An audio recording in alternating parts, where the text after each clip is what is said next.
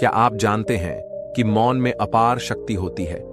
सही समय पर चुप रहना आपको न केवल अनावश्यक विवादों से बचाता है, बल्कि जीवन को भी बदल सकता है। गौतम बुद्ध की एक कहानी हमें सिखाती है कि कब और कहां चुप रहना जीवन का सबसे बड़ा ज्ञान है।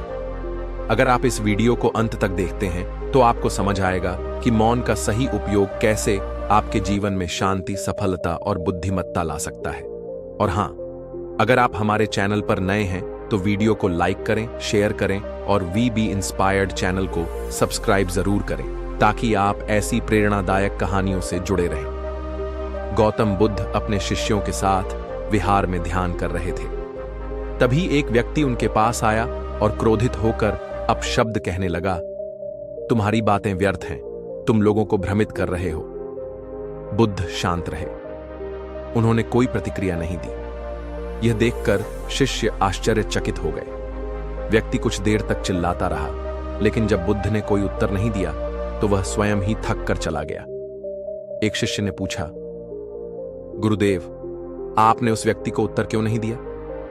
बुद्ध मुस्कुराए और बोले, अगर कोई व्यक्ति तुम्हें उपहार दे और तुम उसे स्वीकार न करो तो वह उपहार किसका रहेगा? शिष्य बोला, स्वाभाविक है, वह उसी व्यक्ति के पास रहेगा जिसने दिया है। बुद्ध बोले, इसी प्रकार जब कोई तुम्हें अपशब्द कहता है तो अगर तुम चुप रहो और उसे स्वीकार न करो तो वे शब्द उसी व्यक्ति के पास रह जाते हैं। इसके बाद बुद्ध ने अपने शिष्यों को सिखाया कि ऐसी 10 परिस्थितियां होती हैं जहां मौन रहना सबसे बुद्धिमानी होती है। वे 10 परिस्थितियां जहां चुप रहना ही सबसे बड़ा ज्ञान है। पहला, जब आप गुस्से में हो, गुस्से में कहा गया एक भी शब्द आपको जीवन भर पछतावे में डाल सकता है। बुद्ध कहते हैं, क्रोध में चुप रहना आत्मनियंत्रण का सबसे बड़ा प्रमाण है। दूसरा, जब कोई आपको अपशब्द कहे, जैसे कि बुद्ध ने उस क्रोधित व्यक्ति के सामने किया, जो शब्द आप स्वीकार नहीं करेंगे वे वापस लौट जाएंगे। तीसरा, जब कोई आपको गलत समझे, कभी कभी स्पष्टीकरण देने से चीजें और बिगड़ जाती हैं। समय खुद बताएगा कि सत्य क्या है। चौथा, जब सामने वाला समझने को तैयार ना हो, कुछ लोगों को कोई भी तर्क या प्रमाण समझ नहीं आता। ऐसे में मौन ही सबसे अच्छा उत्तर है।